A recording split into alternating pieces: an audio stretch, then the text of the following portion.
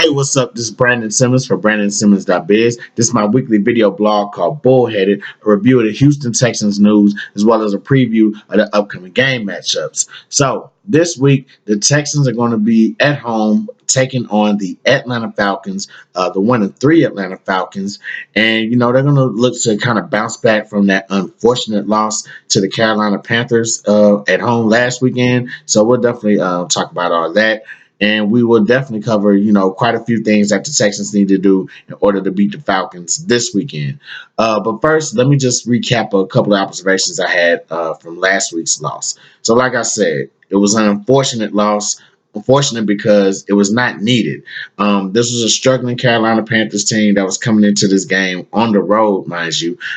They didn't have their regular starting quarterback. They were, playing with like an undrafted second-year guy or whatever. So, it was a recipe that the Texans just it was a recipe of things that the Texans just should have took advantage of from the jump.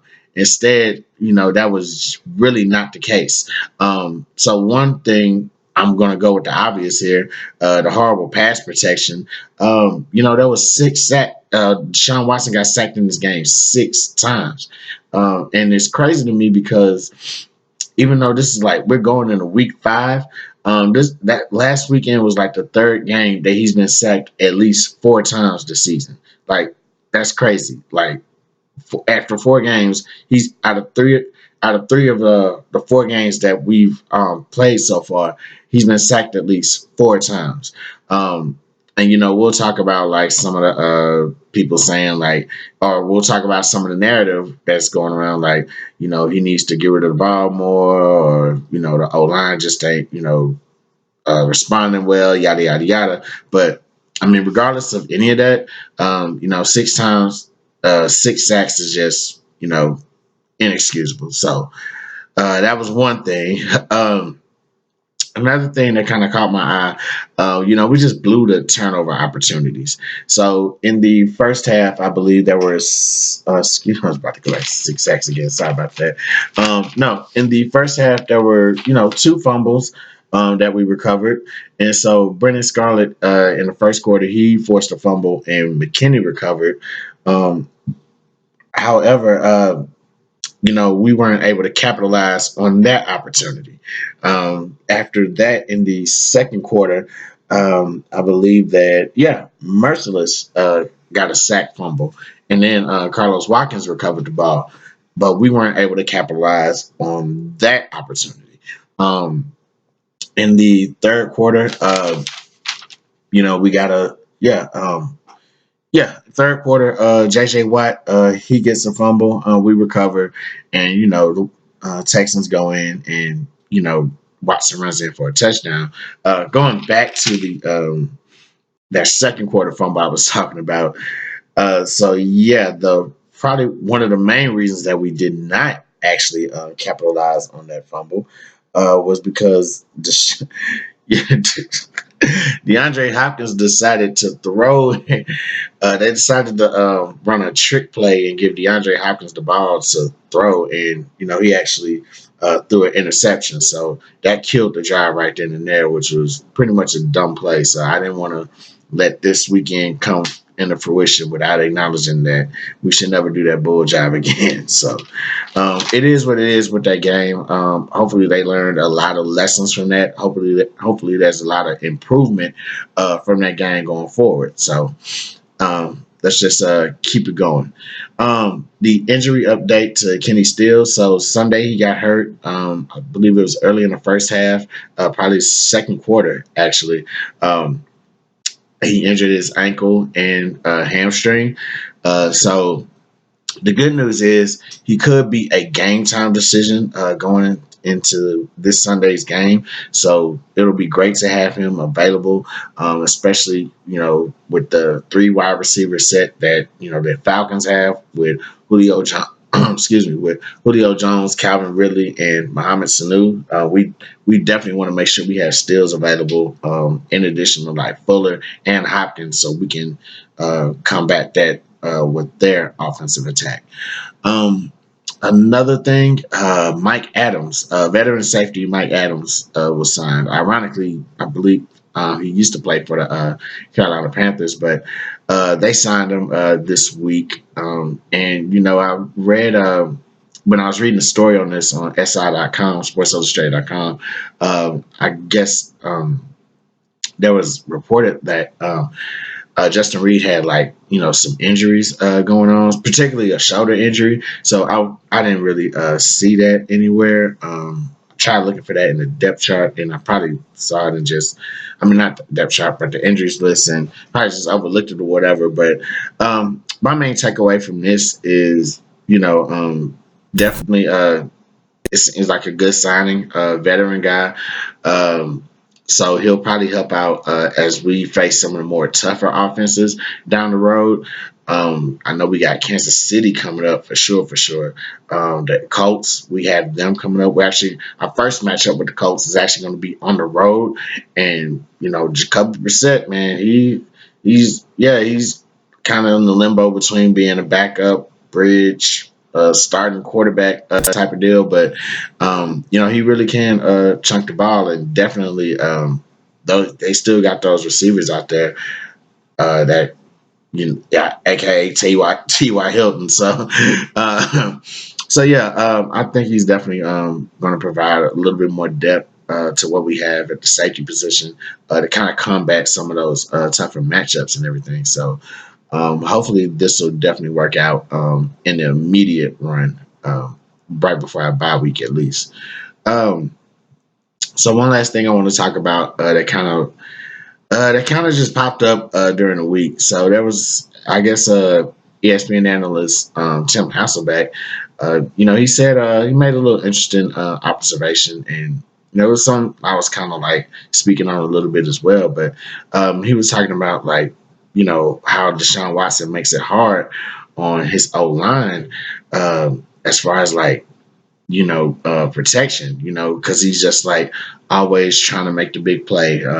He compared him to I guess it was either him or one of the other guys. They kind of compared him to, Dak Prescott, not Dak Prescott, I'm sorry, Patrick Mahomes, Carson Wentz, just, in their words, young athletic quarterbacks, that's always, looking to make the big play and all this other stuff.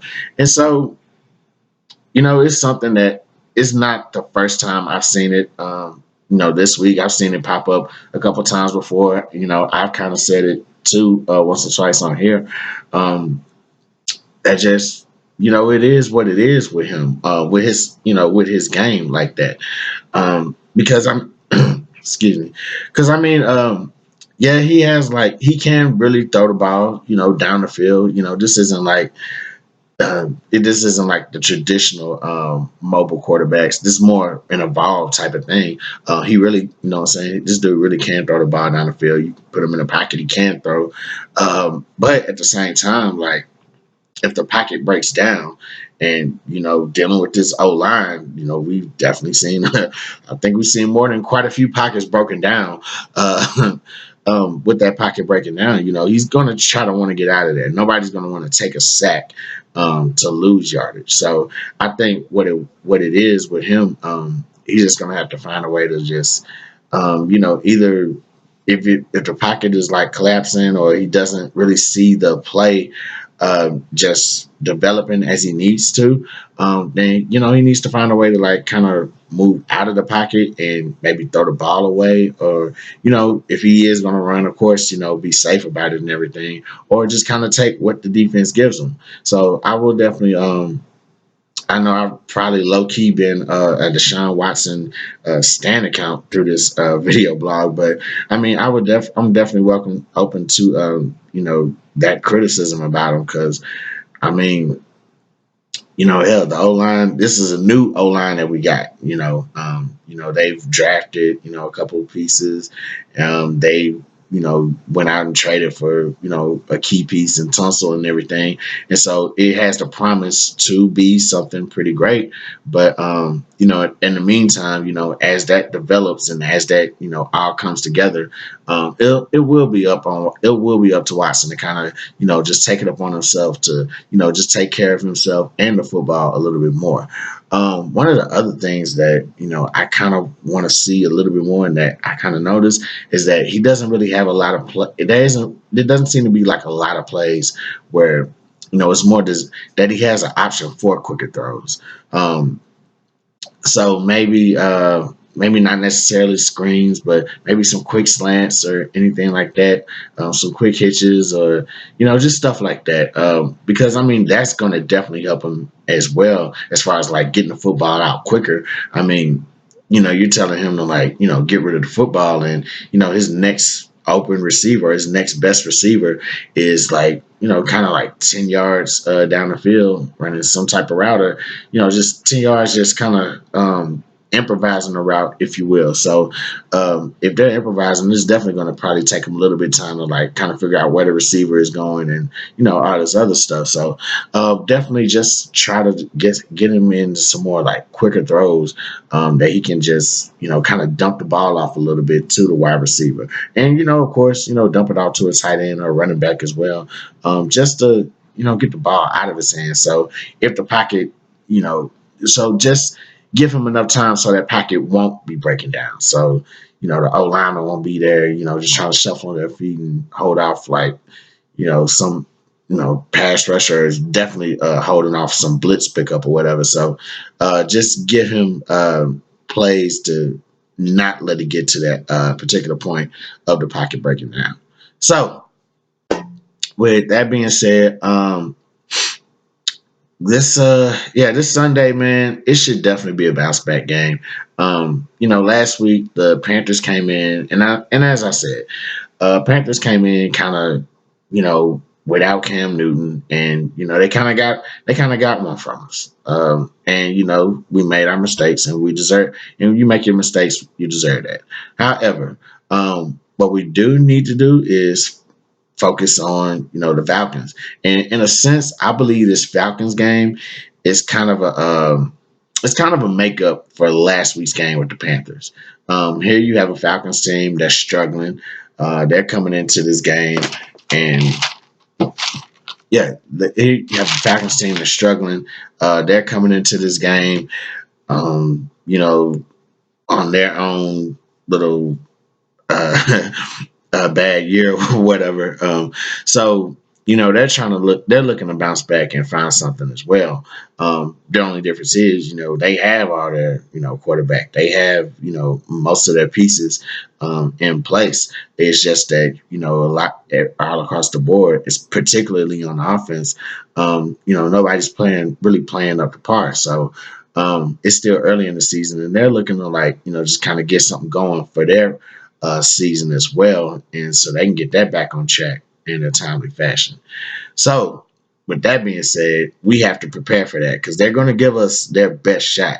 They still got Matt Ryan, they still got a Julio Jones, Devontae Freeman. They're finding a new weapon in Austin Hooper. So, for the Texans goes, we have to turn things. We're 2-2 right now, but we need to start like aiming to go like upward as far as our season goes. So I'm gonna give you like a few things for the Falcons to go out here and win this game. So I mean, excuse me, for the Texans to go out here and win this game. So first things first, Texans have to force the Falcons to run the football. So that's gonna take a little bit, but the reason being is like obviously this isn't like one of the running the ball isn't where they get their bread and butter from. They have as I said, they have a Julio Jones that can what I'm saying, he can take the ball on a little quick screen pass and just run through your whole defense for a touchdown. He can definitely go deep on some plays as well. So they also have Sanu. They also have Calvin Ridley. Austin Hooper, he's been balling out. He had 100+ yards last Sunday, even though they still lost. But what I say all that to say this: force the Falcons to run. Their running game has not been the same. is not it's really not been up to par. They have the 27th ranked rushing offense right now. Devontae Freeman, I've had him on a couple of fantasy teams in the past, and dude's just he used to be like a beast. You know what I'm saying? But this year, you just has not quite been the same. Him and Ito Smith have kind of been fighting for carries in the backfield a little bit, and I think the Falcons are trying to get a ball a little bit more to Smith, but he has just not been the same running back. So I definitely think the Texans have a shot, and like kind of if they go to the run a little bit more, the Texans have a shot to just like stopping that altogether and just kind of knocking the offense out of rhythm. So if they force the Falcons to do that, that'll be a big help to what they're trying to do. As far as like winning this game, generate pressure on the quarterback. So I mean, listen, man, I haven't really been too pleased with the pressure that's been applied to some of these quarterbacks. Uh, I mean, don't get me wrong, man. Merciless, he's out there doing his thing. Watt, he's trying to do his. Watt seems to be getting up on a like real slow start, and they're still double teaming him at times too. So it's not like they're just leaving people on him like one on one. They're still like putting them double teams out there on him and all that. So that could be another thing as to why he's like not really just getting off like we expect him to do. So definitely what he needs, just what needs to happen is like we just need to get after the quarterback. You know, put pressure on him, blitz, all that good stuff. And that pressure is definitely going to slow down the passing attack. So I talked about, the weapons they've had so far or the weapons they got right now. And so, in order to like kind of combat that and just slow that down, just get pressure on the quarterback. Last game against the Titans, or against the Titans last weekend, Matt Ryan got sacked 5 times. So, and he's not, no mobile type of quarterback. So if you get to him, more than likely, chances are you're gonna like bring him down. So definitely get pressure on the quarterback. Just make sure he does not go off. And despite that, he still had like almost 400 yards passing. In fact, I think he's had like at least 300, 300 yards passing in every game, if not just this last game. I can go check right now. Yeah. So I would say,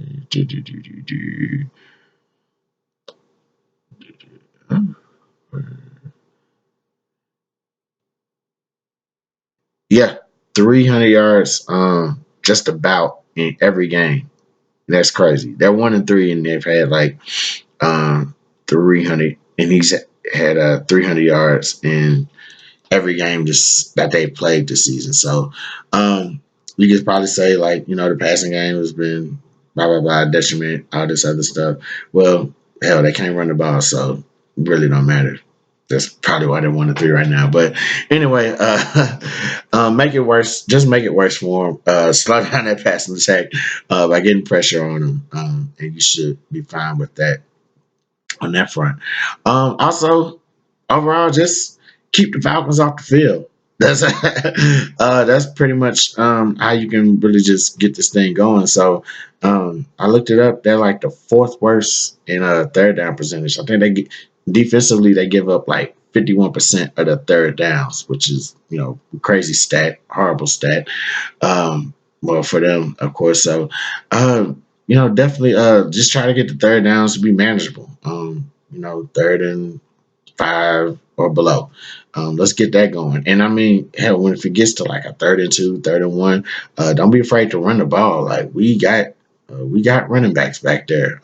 Hyde and Johnson. Those guys are definitely those guys can definitely get you that first down. Um, yeah, they can definitely get you that first down with those few yards. So I would definitely say go ahead and just get physical with them on those 3rd and few. Hell, on the 2nd and few, yards. You know what I'm saying? Just go ahead and get physical with this team in the trenches. So, three things, man. Force the Falcons to run the ball, get pressure on the quarterback, and keep the offense off the field. They do those three things. Definitely, Texans will be able to pull the W off this weekend, and just get back on track to winning football. So, that being said, I'm Brandon Simmons for BrandonSimmons.biz. Holla black.